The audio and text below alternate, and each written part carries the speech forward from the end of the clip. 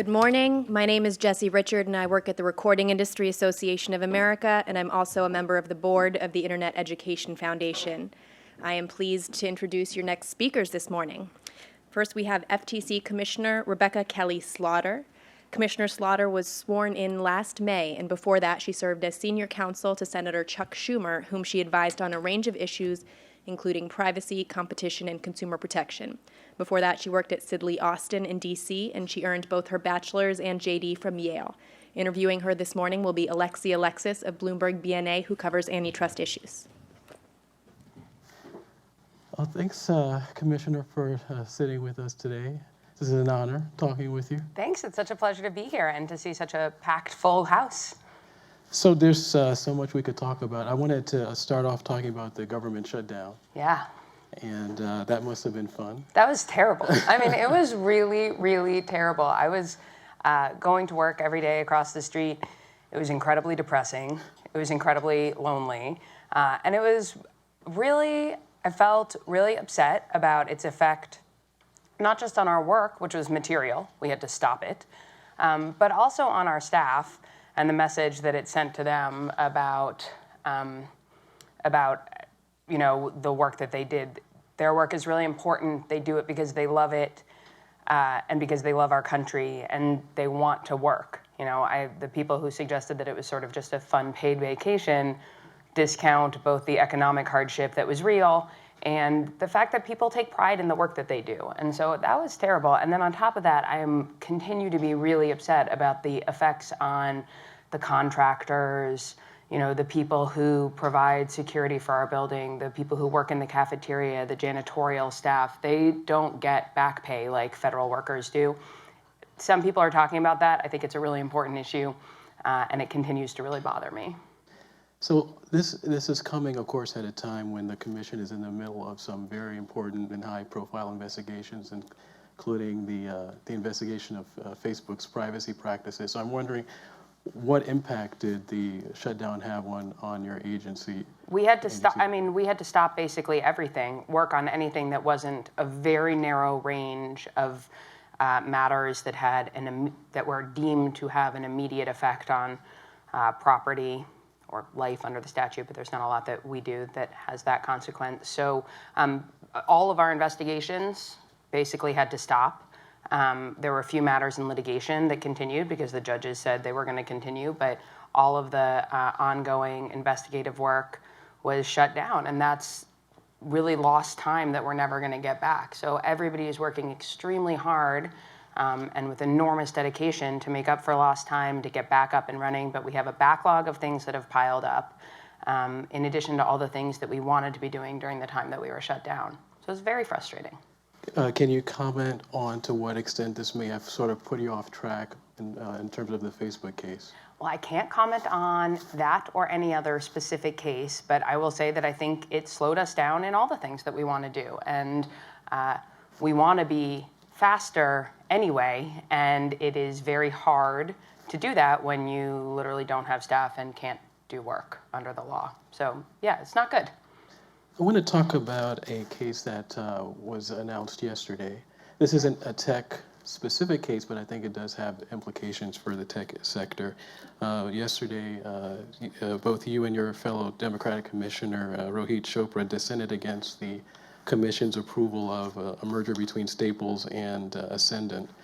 And what's, I think, interesting about that case is that it deals with a vertical merger where the two companies don't compete directly, and as you know, traditionally the antitrust regulators have focused more on the horizontal cases where there's direct competition. So I want to talk about that. I think in your dissent you mentioned that there's a need for the FTC to sort of crack down on vertical activity across the economy, and I'm assuming that includes the tech space. So can you talk about why you think there needs to be greater attention here, and what kind of enforcement changes you're proposing? Sure. So I think for a very long time, it has been understood that there can be anti-competitive harm from vertical mergers as well as from traditional horizontal integration. That's well established in academic literature. There have been some enforcement cases, but there also has been a sort of prevailing view for the last several decades that vertical mergers are mostly good or mostly fine or good and rarely bad. And I'm not sure I agree with that view. In fact, I am sure I don't agree with that view necessarily. I think that we have to look very seriously at all the theories of potential harm from vertical mergers. And I think we have to look very skeptically at all the claimed benefits. I wrote a rather lengthy dissent in this case to talk about basically what I think of as the history of vertical enforcement and what I think we need to be doing better. But the top line conclusions that I came to are we need to investigate harm seriously. We need to look skeptically at claimed benefits. And that means doing what the law requires, which is having parties substantiate the benefits that they claim, not merely sort of hand waving and saying, but there are benefits and you should take those at face value. Because when we analyze a merger, we want to make sure if we find harm and there are claimed benefits, that those benefits really outweigh the harm and don't just minimally offset it in some way. And then we should bring enforcement actions if we think that there is meaningful harm and not offsetting benefits.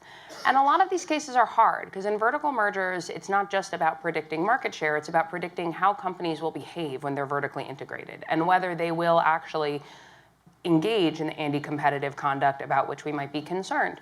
So we have to make predictions when we do it. And we do the best we can making predictions with the evidence that we have at the time of the merger. But sometimes those predictions are going to be wrong. Just because predicting behavior isn't a perfect science. And so what I hope that we will do where we have a close case or we have a theory of harm that isn't enough for us to bring a court challenge, but where we think, well, if the companies behave in X manner, it will be anti-competitive. What I propose that we do is in advance say, we're going to be doing a retrospective on this case. We're going to come back in a couple years and take a close look at what our predictions were, whether we were correct. And if we were wrong, at a minimum, learn from that so that going forward we can make better predictions in future cases. And if necessary, take any corrective action or enforcement action to address anti-competitive conduct or anti-competitive effects of the merger. The ability for enforcers to go back after the fact and break up a merger that turned out to be anti-competitive is a really important backstop that we should not be afraid of using as appropriate. There have been some concerns about mergers in the tech industry where you have big tech companies like Facebook, like Google that are swallowing up smaller companies. With that approach that you're talking about, could that address that concern? Sure, I think it makes a lot of sense where we have concerns that a previous merger decision didn't get it right for us to go back and take a close look at it and say, what did we predict? Were we correct? Did this merger turn out to be anti-competitive? And what can we do about it now? In your dissent, you did mention the idea about retrospective investigations, and I think your Republican colleagues rejected that proposal, citing resource constraints. So I just want to give you a chance to respond to their concerns. Yeah, so first of all, I share their concern about our resource constraints. I've talked a lot about how I think we should have more and better resources, both in terms of general authority, but also really in terms of budget. A fact that has always stuck in my mind is that we had 50% more full-time employees at the Federal Trade Commission in the beginning of the Reagan administration than we do today. And when you think about that fact and how big and how fast our economy has grown in the intervening years, that is doesn't make a ton of sense to me. So yeah, I think we need more money. But I disagree with the majority that doing targeted retrospectives in close cases would require unlimited resources. It's a little bit circular. Either there are so many close cases that this would be a massive resource suck, in which case that suggests that we're not getting it entirely right if there are that many close cases that we're clearing, or there aren't that many close cases and we can do it in a targeted way. So if there are a ton of close cases, it's even more important for us to be thinking carefully about what we did and how to get it right in the future. And if there aren't that many close cases, it won't be a huge resource suck. But I certainly would support the addition of more resources for us to improve retrospectives and improve our general ability to be aggressive in investigations. What would you say are the biggest challenges facing the FTC in the tech space right now? And does your agency currently have adequate resources and authority to address those challenges? Yeah, so resources, I would say, is one of our very biggest challenges, again, for the reasons that I just discussed. I also think, shifting gears a little bit from the antitrust side, we have some authority challenges on the Bureau of Consumer Protection side. And that specifically is that the FTC, unlike many of its sister agencies, doesn't have general APA rulemaking authority. So what we cannot do under current law is set up clear rules of the road for data protection, data privacy, or issues that might be in our jurisdiction. We also don't have the authority to issue financial penalties for a first-time violation. And incidentally, we don't actually have the authority to independently issue financial penalties in any case. If we have a company that has violated the law before, we put them under order, make them promise to behave better, and then if they break those promises, we can find violations and either get the company to agree to pay money to resolve those or go to a court and ask a court to impose a penalty, but we don't have the authority to independently issue fines or issue penalties. I think that second offense, money not being on the table until the second offense is a problem. I think not having rulemaking authority is a problem. And I think it's a problem for industry as well as for enforcement, because I think everyone would benefit from our ability to set clear rules of the road and to set clear expectations about how companies should behave with respect to consumer data. We have this right now in certain sectoral laws that allow some of the data to be protected some of the time. But that doesn't make a ton of sense in today's economy where every company has a technological component and every company handles personal data, and data doesn't stay in sector-specific silos the way it might have when, say, HIPAA was passed. I think we have time for one quick question, if anyone in the audience has one.